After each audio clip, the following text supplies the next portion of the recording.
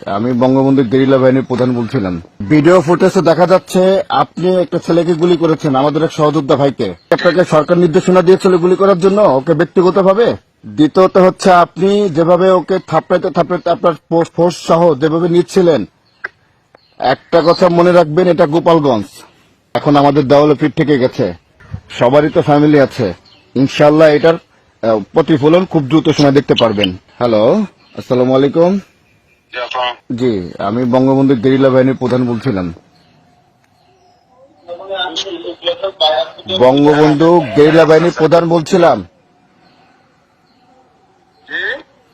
Bangabandhu guerrilla বাহিনীর প্রধান বলছিলাম আমি। আচ্ছা, জি বলেন। জি, ভিডিও ফুটেজে দেখা যাচ্ছে আপনি একটা ছেলেকে গুলি করেছেন, আমাদের এক সহযোদ্ধা ভাইকে।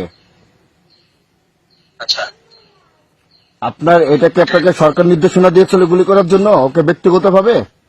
আপনি কথাগুলো বলে শেষ করেন, তারপর আমি বলবো, আমার কথাটা সুন্দরভাবে শুনবেন। দ্বিতীয়ত হচ্ছে আপনি যেভাবে ওকে থাপড়াইতে থাপড়াইতে আপনার ফোর্স সহ যেভাবে নিচ্ছিলেন, একটা কথা মনে রাখবেন, এটা গোপালগঞ্জ। এটা গোপালগঞ্জ। আপনাদের শত শত সহযোদ্ধাদেরকে মারছে, আপনারা কেউ প্রতিবাদ করেন নাই। আপনাদেরকে যেভাবে গণহত্যা করেছে এই জামাত শিবিরের রাজাকারের বাচ্চাগুলা, আপনারা কোনো 10 জন পুলিশ একসাথে হয়ে প্রতিবাদ করেন নাই যে কেন আমাদের সহযোদ্ধাদেরকে মারা হয়েছে। অর্থাৎ বঙ্গবন্ধু গেরিলা বাহিনী 71-এর চেতনায় নতুন করে গঠন করা হয়েছে মাননীয় প্রধানমন্ত্রীর নির্দেশনা অনুযায়ী। আমরা শুধুমাত্র নেত্রীর নির্দেশনার জন্য অপেক্ষা করছিলাম। এখন আমাদের দেওয়ালে পিঠ থেকে গেছে। আপনারা যারা প্রশাসনে যারা আছেন, আমি মনে করি হিজলা হিসেবে এরা আছেন। কেন আছেন?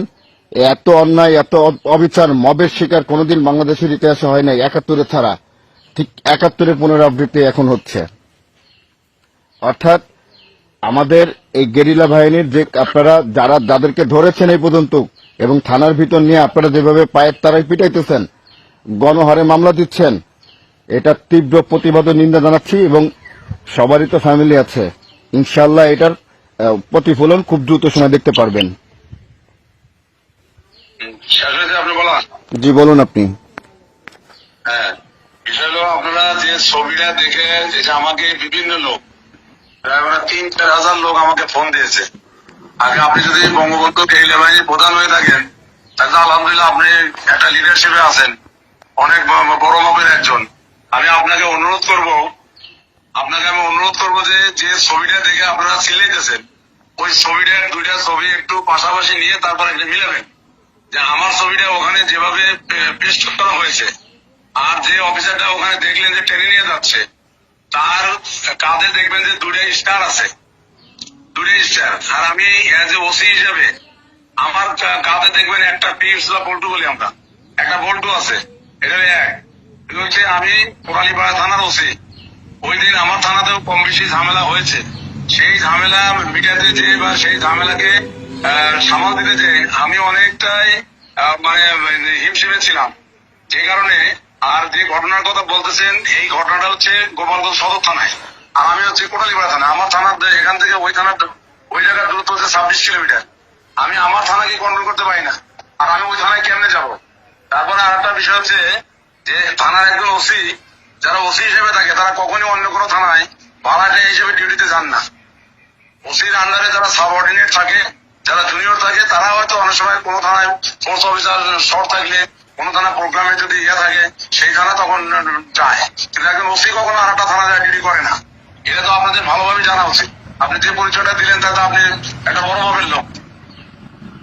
আপনি এইসব বিষয়গুলো জেনে বুঝে শুনে তারপরে যদি আপনি বঙ্গবন্ধু গেরিলা বাহিনীর প্রধান হয়ে থাকেন, হ্যাঁ, তাহলে আপনি এই কোটালীপাড়া তো সব আওয়ামী লীগের লোক। আপনাদের যারা নেতৃবৃন্দ আছে তাদের কাছে ফোন দিয়ে শুনেন, জানেন না জেনে শুনে একটা লোককে হয়তো আপনারা যেভাবে কথা বলেন, এটা তো অভদ্র পরিচয়, এটা একটা বংশের পরিচয়। দেখেন, আমার ওখানে যারা সংগঠনের আছে তারাই কিন্তু আপনার নাম্বারটা দিয়েছে, তারাই কিন্তু আপনাদের দেখেন, আমি টুঙ্গিপাড়ার সন্তান। ওসি সাহেব শুনেন, জি দেখেন, আমি টুঙ্গি এখানে আপনাদের সাবেক মেয়র, আমি একটু কথা বলি, শোনেন একটু।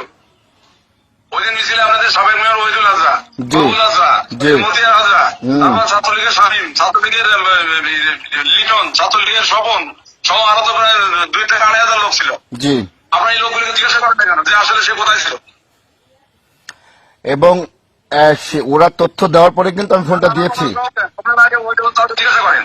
আমি জিজ্ঞেস করে কিন্তু ফোনটা দিয়েছি, কিন্তু একদম হুবহু আপনার ছবি, আপনার সবকিছু, ওখানে একটা স্টারওয়ালা ছবি, দুটো ছবি মিলে মিলবে কেন? কোনোদিনই মিলবে না। একটা সে স্টার। হলো কালো, আমি তো দেখেছি। সে হলো কালো আর আমি হলাম ফর্সা। যে আপনাকে আমি সেই ভিডিওটা পাঠাচ্ছি, আমি সেই ভিডিওটা আপনাকে পাঠাবো অবশ্যই। হ্যাঁ, দেখছি সেই ভিডিও তো আমার কাছে আছে। তো আপনি মিলাই দেখবেন, দয়া করে শুনেন, আপনি দয়া করে মিলাই দেখবেন। হ্যাঁ, আমি আপনার কাছে পাঠাবো, আপনাকে সংকেতে আমি তো নিজে ভিক্টিমাইজ। আমি মিলে দেখিনি, আমি তো 1000 বার মিলেছি আর আমি তো ওখানে যাই নাই। আমাদের 100 জনের মধ্যে 90 জনই বলেছে হ্যাঁ এটাই। কে বলছে? এবং আমি আপনাকে ওসি সাহেব দেখেন, আপনি একজন সরকার জনপ্রতিনিধি বাংলাদেশের একজন কর্মকর্তা, আপনাকে আমি একটা কথা বলবো, দেখেন এটা গোপালগঞ্জ, এখানে কোন ধরনের বাড়াবাড়ি করে আজ পর্যন্ত কেউ টিকতে পারে না, ইনশাল্লাহ পারবে না, কারণ এটা বঙ্গবন্ধুর জন্ম এলাকা। এখানে জামাত বিএনপি কোনোদিন এসে জায়গা পায়নি, ইনশাল্লাহ পাবেও না। অর্থাৎ আমাদের যেসব সহযোদ্ধা ভাইদেরকে আপনারা বাড়ি বাড়ি রাত্রে যে আক্রান্ত করছেন, হয়রানি করতেছেন, দয়া করে এই কাজের থেকে আপনারা বিরত থাকবেন। আমরা কিন্তু দল আদক না হোক, কাল কিন্তু ক্ষমতা আমরা অবশ্যই আসব, তখন কিন্তু আমরা ইন্দুরে গর্তের থেকে কিন্তু খুঁজে বের করে নিয়ে আসবো ইনশাল্লাহ।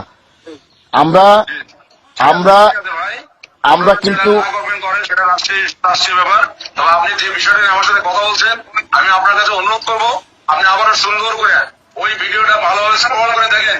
ওই অফিসারের কাঁধে 2টা স্টার আছে আর আমি একজন ওসি হিসেবে আমার কাঁধে থাকে একটা পিটস। এটা আপনাকে বুঝতে হবে। আমি তো ভাবছিলাম যে আপনি বঙ্গবন্ধু কেন্দ্রীয় বাহিনীর প্রধান, তাহলে আমি তো অনেক বড় ভাবের একজন। আপনি এই যে শুনেন ওসি সাহেব, আপনি ক্রিটিসাইজ করে কথা বলবেন না। ওসি সাহেব আপনি ক্রিটিসাইজ করে কথা বলবেন না। আমি বঙ্গবন্ধু গেরিলা বাহিনীর প্রধান কিনা প্রধান, আপনি যদি আমাদের সিনিয়র নেতৃবৃন্দের সাথে কোন ধরনের কথা বলে থাকেন বা জেনে থাকেন, খোঁজ খবর নিয়ে দেখবেন। আমি তো জিজ্ঞেস করি, আপনি তো বললেন। না না, আপনি কেন বললেন তাহলে? বঙ্গবন্ধু গেরিলা প্রধান হয়ে যদি থাকেন তাহলে তো আপনি এটাই সাইজ করেছেন আমাকে। আপনি জানেন আমি সারা বাংলাদেশে, শুনেন অতি সাহেব, সারা বাংলাদেশে গেরিলার কমিটি করা আছে। অতি সাহেব, সারা বাংলাদেশে গেরিলার কমিটি করা আছে। একটা কথা মনে রাখবেন, 71-এর চেতনা কিন্তু গেরিলা বাহিনী করা আছে। আমরা কিন্তু পুনরায় স্বাধীনতা ফিরিয়ে আনবো, এই রাজাকারকে মুক্ত করে ছাড়বো। আপনি রাজাকারের পক্ষে যতই কথা বলেন না কেন, ছাপাই যান না কেন, অতি সাহেব দেখেন, আপনাকে ভদ্র বলছে, এখনো বলছি আমি, আমার কোন লোক যদি অ্যারেস্ট হয় আজকে রাতে, দেখেন অতি সাহেব, আইন ভালো করে আমরা জানি, আইন আমরা ভালো করে জানি। আমরা আর কাউকে দেখি না না, আপনারা তো নির্বিচার লোকদেরকে আপনারা অ্যারেস্ট করতেছেন। এটা ভুল কথা ভাই। দেখেন সবার কিন্তু ফ্যামিলি আছে। ওসি সাহেব আপনাকে একটা কথা বলি আমি, আপনি কমিটি মিডিয়া আমার সাথে কথা বলেন। সবার কিন্তু ফ্যামিলি আছে ওসি সাহেব, সবার কিন্তু ফ্যামিলি আছে, এটা মাথায় রাখবেন। ঠিক আছে, হ্যাঁ মিলে দেখেন আপনি ছবি।